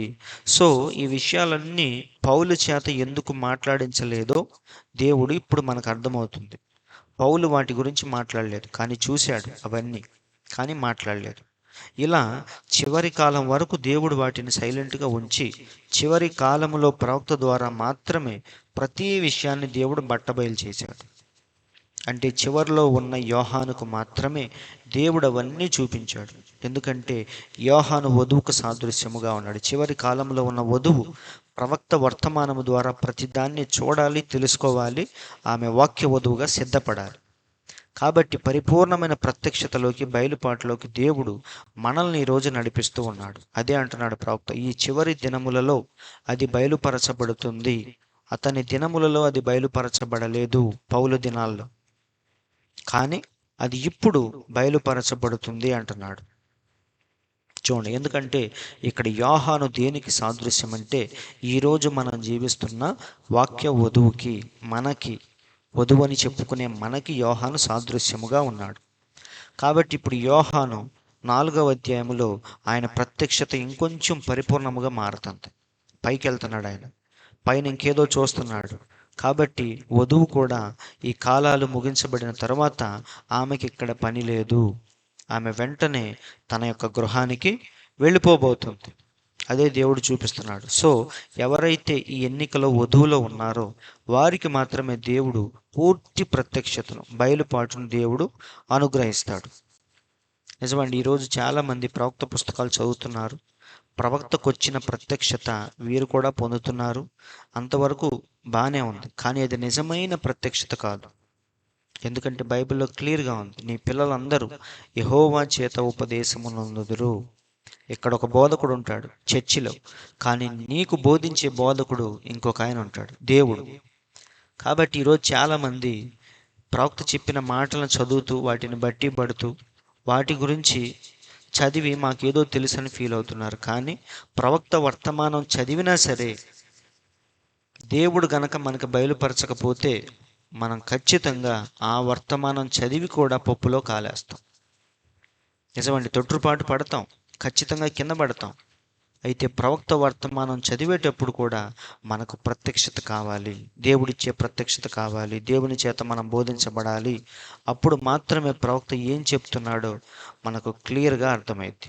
కాబట్టి ఎన్నికలో ఉన్న వధువుకు మాత్రమే దేవుడు ఆ పూర్తి ప్రత్యక్షతను ఇస్తాడు. ఈరోజు ప్రవక్త వర్తమానాలు ఫుల్గా ఓపెన్గా అన్నీ ఉన్నాయి, అందరూ చదువుతున్నారు, కానీ అందరికీ ప్రత్యక్షత రావట్లేదు. ఎందుకు అంటే అది నిజమైన ప్రత్యక్షత కాదు. దేవుడిచ్చేదే, దేవుని ద్వారా వచ్చేదే నిజమైన ప్రత్యక్షత. అందుకే పేతురుతో దేవుడు ఏమన్నాడంటే, ఈ బండ మీద నీకు వచ్చిన ప్రత్యక్షత లాంటి ప్రత్యక్షత మీద నేను సంఘాన్ని కడతాను అని చెప్పాడు. అది కేవలం ఎన్నికలో ఉన్న వధువుకు మాత్రమే అలాంటి పూర్తి ప్రత్యక్షతను ఇస్తాడు. యోహానుకు వచ్చిన ప్రత్యక్షత లాంటి ప్రత్యక్షత ఈరోజు వధువులో ఉన్న వారికి మాత్రమే వచ్చింది. ఆ పూర్తి బయలుపాటు ఎప్పుడైతే మనకు వస్తుందో దాని ద్వారా మాత్రమే ఎత్తబడే విశ్వాసాన్ని మనం పొందుకుంటాం. నిజమండి, లేకపోతే రోగాలు తగ్గే విశ్వాసం మాత్రమే ఉంటుంది. నీకు నచ్చింది ప్రార్థన చేసి పొందుకునే విశ్వాసం మాత్రమే మన దగ్గర ఉంటుంది. కానీ రేపు చచ్చిన తర్వాత ఎత్తబడే విశ్వాసం మనకు రావాలంటే ముందు వాక్యం పట్ల పరిపూర్ణమైన బయలుపాటు మనకు రావాలి. అది వచ్చినప్పుడే నువ్వు ఎలా సిద్ధపడాలో, ఎత్తబడే విశ్వాసముతో ఎలా నింపబడాలో ఈ విషయాలన్నీ నీకు తెలుస్తాయి. కాబట్టి అలా పూర్తి ప్రత్యక్షత మనం పొందినప్పుడే ఎత్తబడే విశ్వాసముతో మనం నింపబడతాం. ఎత్తబడే విశ్వాసముతో ఎప్పుడైతే మనం ఉంటామో అదే వధువు యొక్క నిజమైన సిద్ధపాటు.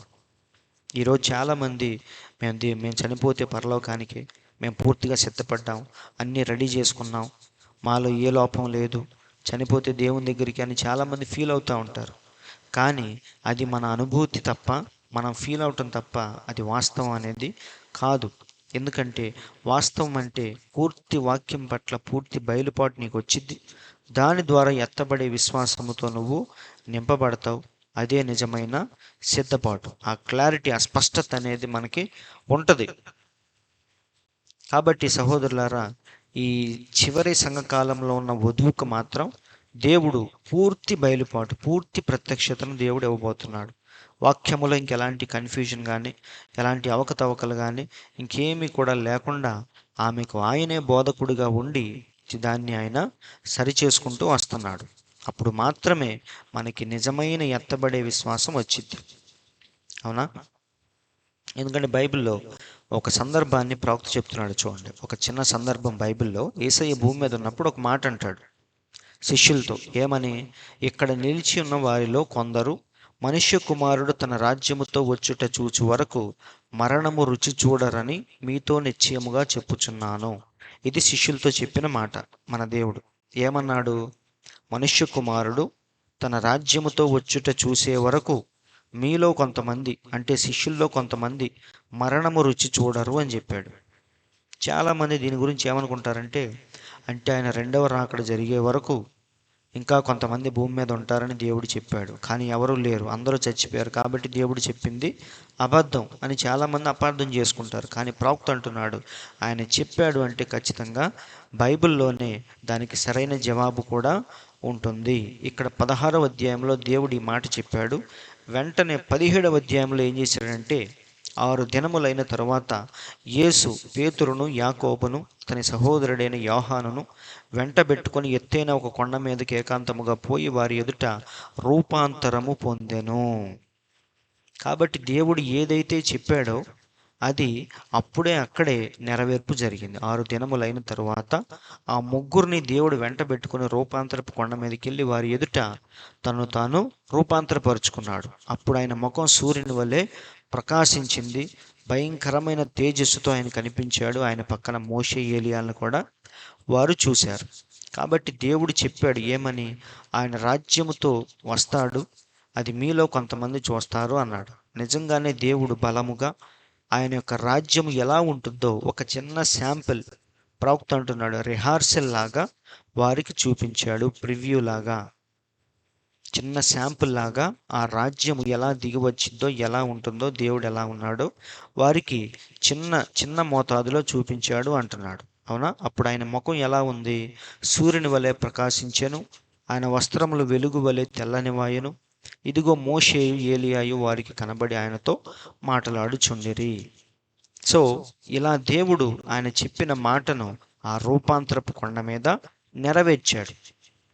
ఇక్కడ చూడండి, ప్రవక్త ఏమన్నాడు? పేతురు, యాకోబు, యోహాను వారు దేవుని యొక్క రాజ్యమును శక్తితో వచ్చుట చూశారు. రాబోవు దేవుని యొక్క రాజ్యమును ముందుగానే ప్రదర్శించబడుట, రిహార్సల్ చూశారు.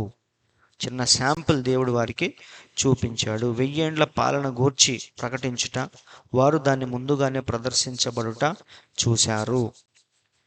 ఇంకా ఏమన్నాడో చూడండి. ఇక్కడ మోషే, ఏలియాలను ఇద్దరిని చూశారు శిష్యులు. అయితే వాళ్ళిద్దరు దేనికి సాదృశ్యమో చెప్తున్నాడు ప్రవక్త. చూడండి, అక్కడ మొదట మోషే ఉన్నాడు. అదంతా దేనికి సాదృశ్యం అంటే నిద్రించుచున్న 6 సంఘ కాలాల్లో ఉన్న వధువుకి సాదృశ్యముగా ఉంది. ఏది? మోషే. 6 సంఘ కాలములై ఉన్నవి. అది మాత్రమే కాదు, ఏలియా కూడా ఉన్నాడు. ఏలియా దేనికి? రూపాంతరపరచబడి ఎత్తబడే చివరి దినముల యొక్క వర్తమానికుడు. ఆయన గుంపుతో అక్కడ ఉన్నాడు. సో మోషే దేనికి సాదృశ్యం అంటే 6 సంఘ కాలాల్లో చచ్చిపోయిన వధువుకి, ఆ వర్తమానికులకి సాదృశ్యం. అయితే ఏలియా దేనికి సాదృశ్యం అంటే చివరి కాలంలో ఏలియా వర్తమానము ద్వారా ఎంతమంది అయితే తమ జీవితాలను వాక్యముతో సిద్ధపరచుకున్నారో ఆ వధువుకి, చివరి కాలంలో ఉన్న ఏలియాకి ఇక్కడ చూసిన ఏలియా సాదృశ్యముగా ఉన్నాడు. కాబట్టి యేసయ్య చెప్పిన మాట ఆయన బతుకున్నప్పుడే దాన్ని పూర్తిగా నెరవేర్చాడు. ఆయన రాజ్యముతో బలముగా రావటం అక్కడున్న ముగ్గురు శిష్యులు రూపాంతరపు కొండ మీద చూశారు. అలాగే మరొక ఇంపార్టెంట్ విషయం ఏంటంటే, యేసయ్య చనిపోయి తిరిగి లేచిన తర్వాత తన శిష్యులకు కనిపించాడు అక్కడక్కడ. ఇది 3వసారి మళ్ళీ కనిపించాడు. వాళ్ళు ఆ యొక్క ఓడలో సముద్రంలో వెళ్ళేటప్పుడు దేవుడు మళ్ళీ కనిపించాడు వారికి. కనిపించిన తర్వాత మరి అక్కడ కూర్చొని సముద్ర తీరాన వారితో మాట్లాడి అక్కడున్న ఆ చేపలు కానీ రొట్టెలు కానీ తిన్న తర్వాత నడుచుకుంటూ వెళ్ళేటప్పుడు మరి పేతురుతో దేవుడు అంటున్నాడు. ఎందుకంటే పేతురు అందరికంటే యేసును ఎక్కువగా ప్రేమించిన వాడు పేతురు. కానీ దేవుడు మాత్రం అందరికంటే ఎక్కువగా ప్రేమించింది యోహాను. యోహానును అందరికంటే ఎక్కువగా దేవుడు ప్రేమించాడు. కానీ దేవుణ్ణేమో పేతురు ఎక్కువగా ప్రేమించాడు. కాబట్టి ఇక్కడ పేతురుతో దేవుడు అంటున్నాడు ఏమనంటే, పేతురు నన్ను ప్రేమించుచున్నావా అని అడుగుతాడు. అప్పుడు పేతురు అంటాడు, నిశ్చయముగా ప్రేమిస్తున్నాను ప్రభువా అంటాడు. అప్పుడు ఆయన అంటాడు, నా గొర్రెలను కాయి అంటాడు. మళ్ళీ రెండవసారి పేతురు నన్ను ప్రేమిస్తున్నావా అని అడుగుతాడు. ప్రభువా నేను ప్రేమిస్తున్నాను, ఆ విషయం నీకు కూడా తెలుసుగా అంటాడు. అప్పుడు మళ్ళీ దేవుడు నా గొర్రెలను కాయి అంటాడు. మళ్ళీ మూడవసారి పేతురు నన్ను ప్రేమిస్తున్నావా అంటాడు. అప్పుడు పేతురుకు డౌట్ వచ్చింది, ప్రభువా నువ్వు సమస్తము ఎరిగిన వాడవు కదా, నేను ప్రేమిస్తున్నానో లేదో నాకంటే నీకే బాగా తెలుసు అంటాడు మూడోసారి. అప్పుడు దేవుడు మళ్ళీ అంటాడు, నా గొర్రెలను కాయి. నువ్వు యవ్వనస్తుడిగా ఉన్నప్పుడు నువ్వు నడుము బిగించుకొని ఎక్కడ పడితే అక్కడికి వెళ్తావు. కానీ వయసు గతించిన తర్వాత నీ నడుము వేరొకడు బిగించి నీ చేయి పట్టుకొని నీకు ఇష్టం లేని చోటుకు తీసుకెళ్తాడు అని ఒక ఉపమాన రీతిగా తన జీవితం ఎలా ఉంటుందో దేవుడు ఆయనకి చూపిస్తాడు. అంటే ఎలా మరణించబోతున్నాడు, ఎలా తన జీవితం ముగించబడబోతుంది, ఈ విషయాలన్నీ కూడా దేవుడు పేతురుతో చెప్పాడు. అప్పుడు పేతురుకు డౌట్ వచ్చింది, సరే నా భవిష్యత్తు ఎలా ఉంటుందో దేవుడు చెప్పాడు, నా జీవితం ఎలా ఉంటుందో, మరి దేవునికి ఇష్టమైన శిష్యుడు యోహాను గురించి కూడా అడుగుదామని యోహాను గురించి అడుగుతాడు. ఇక్కడ చూడండి, యోహాను 21:20లో పేతురు వెనక్కి తిరిగి, యేసు ప్రేమించిన వాడును భోజన పంక్తిని ఆయన రొమ్మున ఆనుకొని, ప్రభువా నిన్ను అప్పగించువాడెవడని అడిగిన వాడైన శిష్యుడు తమ వెంట వచ్చుట చూసెను. యోహాను గురించి. పేతురు అతన్ని చూసి, ప్రభువా ఇతని సంగతి ఏమగునని యేసును అడిగాను. నా జీవితం నా భవిష్యత్తు ఎలా ఉంటుందో చెప్పావు, మరిప్పుడు నీకు ఇష్టమైన యోహాను జీవితం ఎలా ఉంటుందో అది కూడా చెప్పు ప్రభువా అంటాడు. అప్పుడు యేసు ఏమంటాడంటే, నేను వచ్చు వరకు అతడుండుట నాకు ఇష్టమైతే అది నీకేమి అన్నాడు.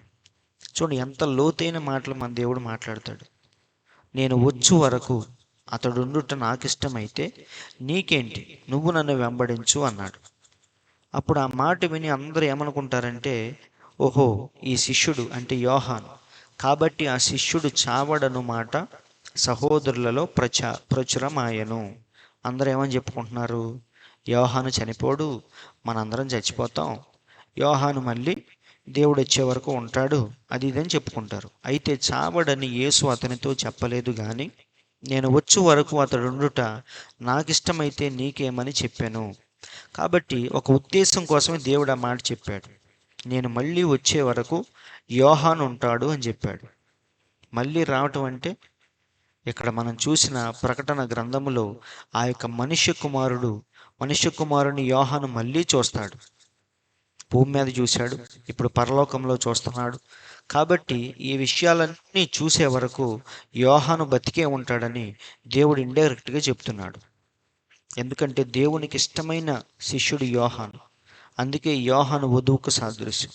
దేవునికి ఇష్టమైన వాటిల్లో వధువు చాలా ప్రాముఖ్యమైనది. నిజమండి, సూర్య చంద్ర నక్షత్రాలు ఇవన్నీ కూడా దేవునికి ఇష్టమైనవి కావు, కానీ తన వధువు అంటే దేవునికి చాలా ప్రేమ. అలాగే శిష్యులందరిలో యోహాన్ అంటే దేవుడికి ప్రేమ, కానీ దేవుడు అంటే పేతురికి ప్రేమ. ఇక్కడ చూడండి, కాబట్టి ఇది మనం చూసాం ఆల్రెడీ. ఇక్కడ ప్రకటన గ్రంథం 4వ అధ్యాయంలో క్రీస్తు తన మాటను నిలబెట్టుకున్నాడు. ఆయన యోహానును పైకి పరలోకమునకు కొనిపోయి సమస్తమును ముందుగానే రిహార్సల్గా చూపించాడు. అవునా, అతను దాన్ని ముందుగానే ప్రివ్యూ చూశాడు. అతను దాన్ని భూమి మీద జీవించుచుండగానే చూశాడు. మరియు అన్ని సంఘ శాఖలు నెరవేర్పు జరుగుట చూశాడు. అంటే సంఘ కాలాలు చూశాడు, ప్రభు యొక్క రాకడ చూశాడు, ప్రకటన గ్రంథం అంతా చూశాడు యోహాను. అదే దేవుడు భూమి మీద ఉన్నప్పుడు చెప్పాడు, మళ్ళీ నేను వచ్చే వరకు అతడుండుట నాకు ఇష్టమైతే నీకేంటి అన్నాడు. సో ఈ విషయాలన్నీ చూపించడానికి యోహానును దేవుడు అప్పుడే చంపేయకుండా కొద్ది రోజులు పద్మాసు దీపంలోనికి తీసుకెళ్ళి ఈ విషయాలన్నీ దేవుడు చూపించాడు. చూడండి, ఓ గమనించుము, యోహాను సంఘకాలములు ముగిసిన వెంటనే పైకి కొనిపోబడెను. అతను అతను ఎత్తబడే సంఘమునకు సాదృశ్యముగా ఉన్నాడు. అవునా? సంఘకాలములు ముగిసిన వెంటనే, ఈ లవోదికీయ సంఘకాలం ముగిసిన వెంటనే తరువాత ఎత్తబాటు వస్తుంది. యోహాను వలె సంఘము ఎత్తబడి దేవుని సన్నిధిలోనికి కొనిపోబడుతుంది. అది నా ఆత్మ చుట్టూ తిరుగుచున్నది. పైకి కొనిపోబడుట సంఘము యొక్క ఎత్తబాటు. చూడండి, కాబట్టి యోహాను పూర్తిగా వధువుకి సాదృశ్యముగా ఉన్నాడు. సంఘకాలాలు అయిపోగానే యోహాను ఎలాగైతే పైకి వెళ్ళాడో, సంఘము కూడా అలాగే 4వ అధ్యాయంలో పైకి వెళ్ళిపోతుంది. వెళ్ళిపోయే దినాల్లో ఈరోజు మనం జీవిస్తూ ఉన్నాం. ఇక్కడ చూడండి, అతన్ని పైకి కొనిపోయాడు. అతడు మరణించుటకు ముందే అతనికి సమస్తము చూపించి ఉన్నాడు. ఆ క్రియ జరుగు కాలమంతా అతను జీవించినట్లుగా అది ఏమై ఉన్నదో దాన్ని చూపించుచున్నాడు. అవునా? ఇక్కడ 4వ అధ్యాయం 2వ వచనం దాన్ని రుజువు చేయుచున్నది. జరిగిన సంగతులు జరుగుచున్నవి మరియు రాబో వాటిని చూపించాడు. ఆయన అతనికి, ఇక్కడ చూడండి, ఆయన అతనికి సంఘకాలమును చూపించాడు, యూదులు వచ్చుటను చూపించాడు, తెగుళ్లను, కుమ్మరించుటను, ఎత్తబాటును, మరలా రాకడను, మరియు 1000 ఏండ్ల పాలన, మరియు ఆయన రక్షించిన వారి యొక్క నిత్యత్వపు గృహము. అతను ఆ సంగతులు జరుగు కాలమంతా నివసించి ఉన్నట్లుగా అతను ఇది అంతయు జరుగుట చూశాను. కాబట్టి యోహానుకు దేవుడు మొత్తం చూపించాడు. అదే దేవుడు భూమి మీద ఉన్నప్పుడు చెప్పాడు. అవునా? కాబట్టి మరి యోహానుకి దేవుడిచ్చిన ప్రత్యక్షత ఇది పరిపూర్ణమైన నిజమైన ప్రత్యక్షత. అవునా? అందుకే ఇక్కడ చూడండి, నీ పిల్లలందరూ యెహోవా చేత ఉపదేశము నొందుదురు. ఇలా వచ్చేదే నిజమైన ప్రత్యక్షత. నిజమండి, ఎవరో చెప్పుట ద్వారా తెలుసుకునేది అలాగే ఉంటుంది. అవునా? కాబట్టి మనం ప్రవక్త వర్తమానం చదివేటప్పుడు కానీ, పాస్టర్ గారు చెప్పేటప్పుడు వినేటప్పుడు కానీ, మనకి ఇంకొక బోధకుడు ఉండి దాన్ని తర్జుమా చేయాలి, అనువాదం చేయాలి, మనకి హృదయానికి గోచరమయ్యేటట్టుగా చేయాలి. అదే నిజమైన బయలుపాటు, నిజమైన ప్రత్యక్షత. అవునా? కాబట్టి ఇక్కడ తర్వాత ఏంటో చూద్దాం. ఆ స్వరం ఎలా ఉందంట? పైకి చూసినప్పుడు ఒక స్వరాన్ని విన్నాడు. ఏంటని పైకి చూసినప్పుడు ఆ స్వరం బూరధ్వని లాంటి స్వరాన్ని విన్నాడు. అది మామూలు స్వరం కాదు, గొప్పగా బూరధ్వనిలాగా ఉంది. అసలు బూరధ్వని దేన్ని చూపిస్తుంది చెప్పండి? అది అందరూ సమాజముగా కూడుకోవటం దాన్ని చూపిస్తుంది. బూరధ్వని అంటే యుద్ధానికి కానీ, లేదా ఏదైనా ఒక ఇంపార్టెంట్ పనికి కానీ అందరూ గ్యాదర్ చేయబడటం, సమకూర్చబడటం అని అర్థం వచ్చింది. సో బూరధ్వని అనగా యుద్ధానికి సిద్ధపాటు, అందరూ కలిసి యుద్ధానికి సిద్ధపరిచేదే ఆ బూరధ్వని. అవునా? అందుకే బైబిల్లో ఏమనుంది? బూర స్పష్టము కాని ధ్వని ఇచ్చినప్పుడు యుద్ధానికి ఎవడు సిద్ధపడతాడు? పౌలు అంటున్నాడు. కాబట్టి బూరధ్వని అనగా యుద్ధానికి సిద్ధపరిచేది. అవునా? అందుకే మళ్ళీ రాకడ జరిగేటప్పుడు కూడా మరి ఇక్కడ చూడండి, 1 కొరింథీ 15లో మరి బూర మోగును, అప్పుడు మృతులు అక్షయులుగా లేపబడుదురు, మనము మార్పు పొందుదుము. రాకడ సమయంలో జరిగేది కూడా అదే. ఆ కడబూర ఎప్పుడైతే మోగిద్దో అప్పుడు ముందుగా మృతులైన వాళ్ళందరూ అక్షయులుగా లేపబడతారు. బతికున్న వాళ్ళందరూ మార్పు పొందుతారు. అంటే అక్షయతను ధరిస్తుంది. ఎప్పుడు? ఇది బూర మోగినప్పుడు. కాబట్టి బూర దేన్ని చూపిస్తుందంటే ఒక ప్రాముఖ్యమైన పనికి, యుద్ధానికి, లేదా ఏదైనా ఒక ప్రాముఖ్యమైన పని కోసం ప్రజలను మేల్కొల్పుట, సిద్ధపరచుట అని అర్థం వచ్చింది.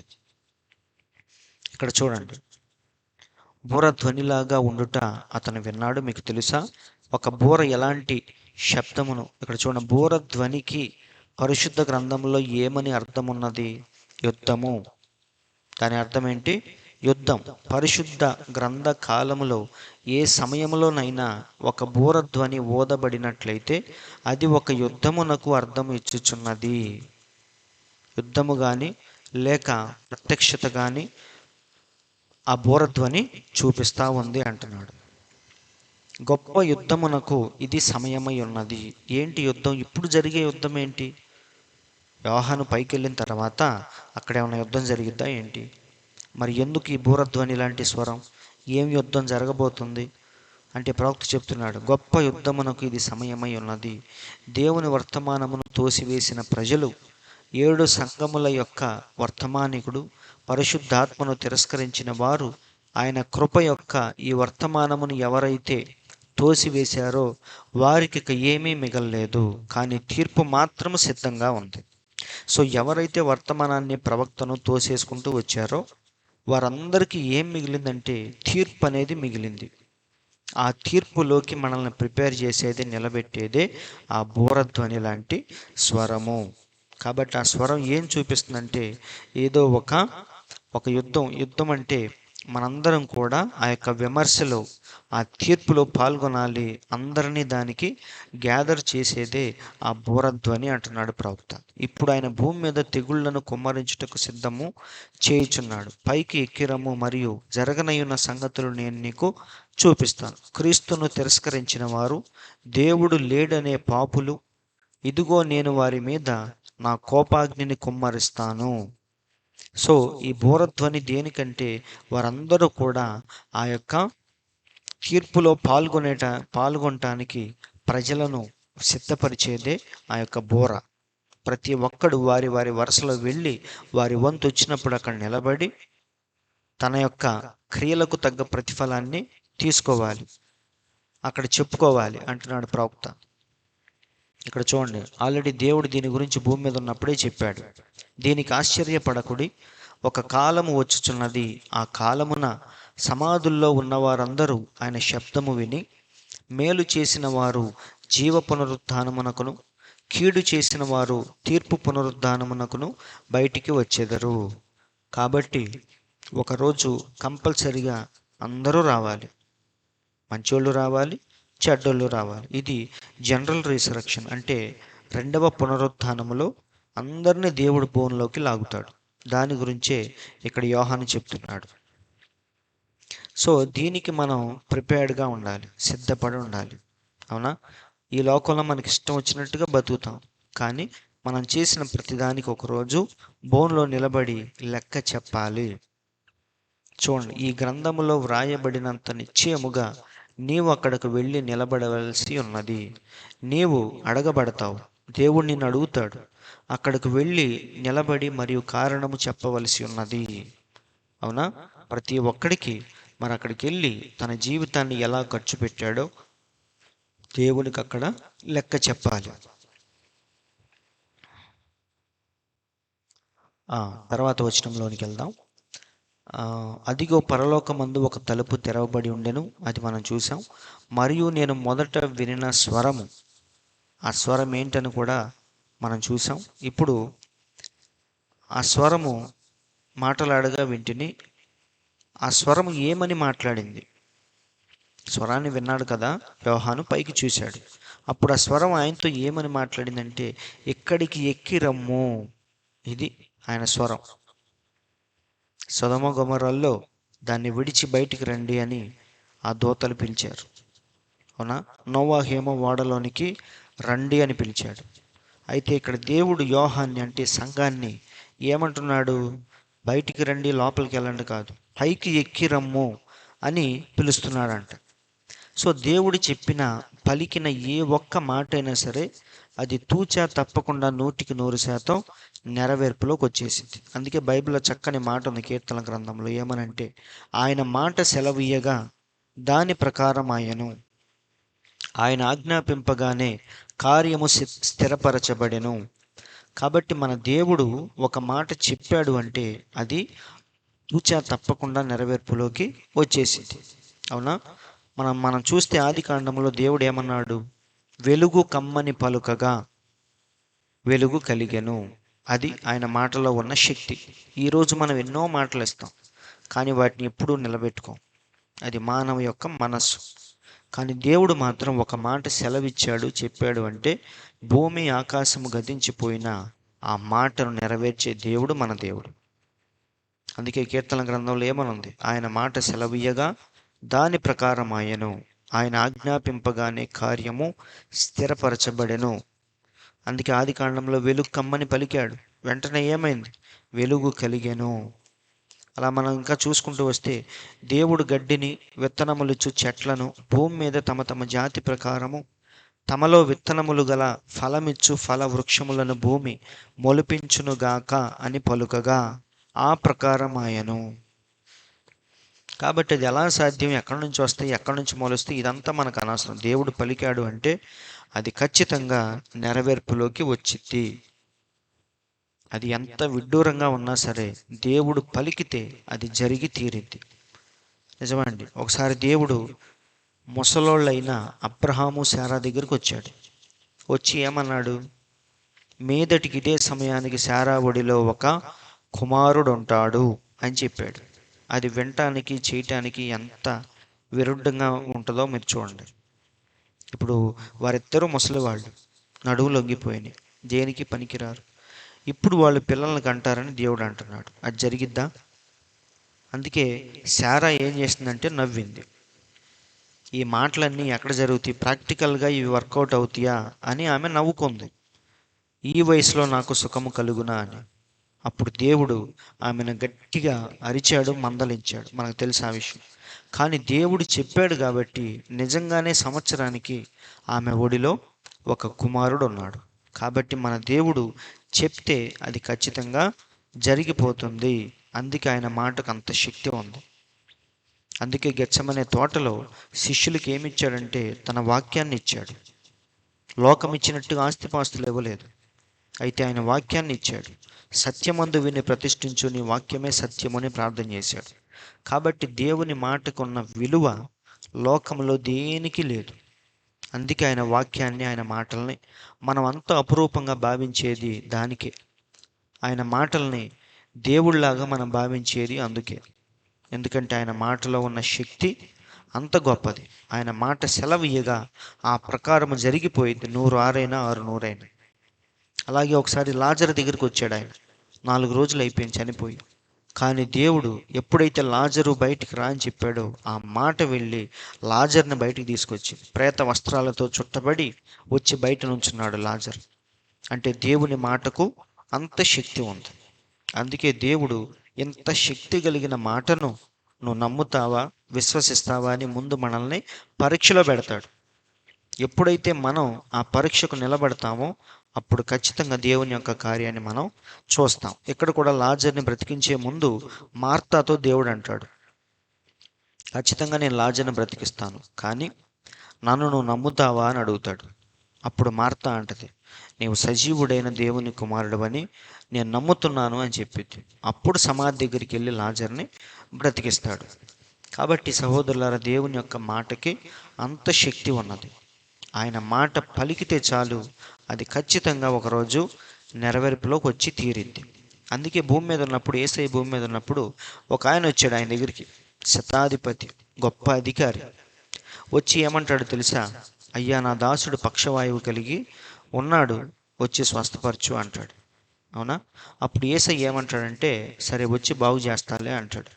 అప్పుడు శతాధిపతి ఏమంటాడంటే, అయ్యా నువ్వు నా ఇంటికి రావటానికి నేనంత యోగ్యుడిని కాదు, కాబట్టి మాట మాత్రము సెలవి చాలు అంటాడు. ఎంతో అద్భుతమైన మాట అది. ఒకసారి చూద్దాం. మత్తయి 8:8 అంటున్నాడు, ఆ శతాధిపతి, ప్రభువా నీవు నా ఇంటిలోనికి వచ్చుటకు నేను పాత్రుడను కాను, నీవు మాట మాత్రము సెలవిమ్ము, అప్పుడు నా దాసుడు స్వస్థపరచబడును. చూడండి ఎంత చక్కగా అన్నాడు. ప్రభువా నువ్వు రావాల్సిన పని లేదు, నీ మాట వస్తే చాలు, నువ్వు మాట్లాడితే చాలు, అది జరిగిపోద్ది అక్కడ. కాబట్టి మాట మాత్రం సెలవిమ్ము అన్నాడు. అంటే దేవుని యొక్క మాటకి ఎంత శక్తి ఉందో అక్కడ శతాధిపతికి అర్థమైంది. కానీ ఈరోజు మనకు అర్థం కావట్లేదు. కాబట్టి అంత గొప్ప దేవుడు యోహాన్ని ఏమన్నాడు, ఇక్కడకు ఎక్కి రమ్ము అన్నాడు. ఎప్పుడైతే ఆ మాట చెప్పాడో వెంటనే యోహాను ఎక్కడికి వెళ్ళిపోయాడు, ఆత్మవశములోనికి వెళ్ళిపోయి పరలోకానికి ఆరోహణమై వెళ్ళిపోయాడు. నిజమండి. అయితే వెళ్ళిన తర్వాత ఏమైందో 2వ వచనంలో మనం చూద్దాం. ప్రకటన 4:2 వెంటనే నేను ఆత్మవశుడనైతిని, అదిగో పరలోకమందు ఒక సింహాసనము వేయబడి ఉండెను, సింహాసనమునందు ఒకడు ఆసీనుడై ఉండెను. ఇక మొత్తం సన్నివేశమే మారిపోయింది. యోహాను ఎప్పుడైతే దేవుడు ఆ మాట చెప్పాడో వెంటనే ఆత్మవశంలోనికి వెళ్ళిపోయాడు. వెంటనే పరలోకానికి ఆరోహణమై వెళ్ళిపోయాడు. అక్కడ ఒక గొప్ప కని విని ఎరగని గొప్ప సన్నివేశాన్ని చూశాడు. మరి ఆ సన్నివేశంలో ఏముంది, ఎలా వర్ణించాడు, ఇవన్నీ కూడా వచ్చే వారం మనం మాట్లాడుకుందాం. 2వ వచనము కింద మనం మాట్లాడుకుందాం. 1వ వచనాన్ని మనం ముగించాం. మరి 2వ వచనము నుండి అక్కడ పరలోకములో ఏం చూశాడు, ఏమేం జరగబోతున్నాయి, ఈ విషయాలన్నీ కూడా తర్వాత భాగంలో మనం మళ్ళీ మాట్లాడుకుందాం. దేవుడి మాటలు దీవించునుగాక. చిన్న ప్రార్థన చేసుకొని ముగించుకుందాం.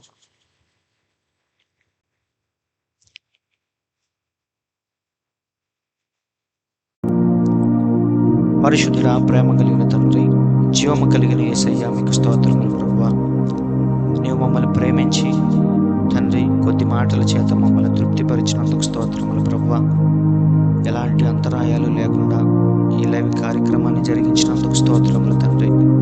నిజమే ప్రభువా, సంఘ కాలములు ముగించిన తర్వాత వధువు యొక్క పరిస్థితి ఏంటి, ఆమె ఎక్కడికి వెళుతుంది, ఏ విషయాలు చూసింది, ఈ విషయాలన్నీ కూడా ఒక క్రమంలో ప్రవక్త ద్వారా మాకు వివరించినందుకు స్తోత్రములు తండ్రి. ఇవన్నీ మేము తెలుసుకుంటూ ఉన్నప్పుడు ప్రభువా, మేము ఎంత భాగ్యవంతులమో, ఎంత అదృష్టవంతులమో తండ్రి. మీ యొక్క ఎన్నికలో మా స్థానం ఏంటో మేము తెలుసుకొని దానికి తగ్గ జీవితాన్ని గడిపే కృపను మాకు దయచేయండి ప్రభువా. తండ్రి, ఇంకా మరిన్ని విషయాలు తెలుసుకుంటూ తండ్రి పరిపూర్ణమైన అవగాహనతో నిన్ను ఆరాధించే భాగ్యాన్ని దయచేయండి తండ్రి. అవగాహన లేని ఆరాధనలు ఈరోజు ఎన్నో ఉన్నాయి ప్రభువా. ఏదో తండ్రి తెలిసి తెలియని ఆరాధన, కానీ మాకైతే ప్రభువా పూర్తి అవగాహన మాకు ఇస్తున్నందుకు స్తోత్రములు. పూర్తి ప్రత్యక్షతతో మమ్మల్ని నింపుతున్నందుకు స్తోత్రం. ప్రతి చిన్న విషయాన్ని వెలికి తీసి మా ముందు బట్టబయలు చేస్తున్నందుకు స్తోత్రం. అవన్నీ తెలుసుకుంటూ ప్రభువా ఒకరోజు ఎత్తబడే విశ్వాసంతో మేము నింపబడి నిజమైన సిద్ధపాటును చూపించే కృపను మాకు దయచేయండి తండ్రి. ఎందుకంటే నీవు వచ్చి ఎవరైతే సిద్ధపడ్డారో, నూనెతో ఎవరైతే సిద్ధపడ్డారో ఆ 5గురిని మాత్రమే తీసుకొని వెళ్ళిపోబోతున్నావు తండ్రి. కాబట్టి 5గురిలో, నూనె సిద్ధపరుచుకున్న 5గురిలో మేము కూడా ఉండాలని ఆశపడుతున్నాం. దానికోసం పరిగెత్తే కృపను మాకు దయచేయండి. అది ఏమాత్రం కూడా ప్రభువా నిర్లక్ష్యం పెట్టకుండా, విడవబడకుండా తండ్రి నూనెతో సిద్ధపరుచుకునే కృపను మాకు దయచేయండి తండ్రి. విన్న ప్రతి ఒక్కరిని మీరు దీవించండి ప్రభువా. ప్రతి సందేహాన్ని ఇంకా మాకు మీరు తొలగించి పూర్తి అవగాహన, పరిపూర్ణమైన అవగాహన, బయలుపాటును మాకు దయచేయమని, దాని ద్వారా ఎత్తబడే విశ్వాసముతో మేము నింపబడే కృపను మా అందరికీ మీరు దయచేయమని మా ప్రభువైన యేసుక్రీస్తువను ఎంతో శ్రేష్టమైన మీ నామములో ప్రార్థించి అడుగుచున్నాము తండ్రి. ఆమేన్. మన తండ్రి అయిన యేసుక్రీస్తు యొక్క దివ్యమైన కృపా సమాధానములు కూడి ఉన్న మనందరికీ, ఈ లోకంలోని పరిశుద్ధులందరికీ సదాకాలము తోడే నడిపించునుగాక. ఆమేన్. మంచిది. దేవుడు మీ అందరిని దీవించు.